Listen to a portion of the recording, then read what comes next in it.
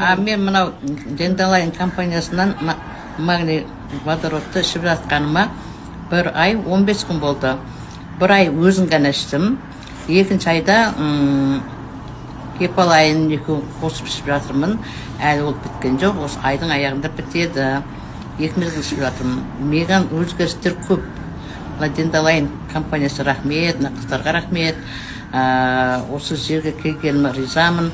Себебі менде өзгеріс көп, шашымның түсі өзгеріп жатыр, мойнымдағы папилломаларым кетіп жатыр, бетімдегі дақпа секпіл дейді ғой, ол кетіп жатыр. Одан кейін мен бір ай 10 күнде 10 килограмм салмақ тастадым.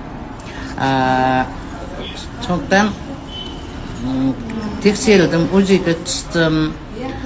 УЗИдің берген қорытындысы бауырдағы май жиырылған, өттегі жаңа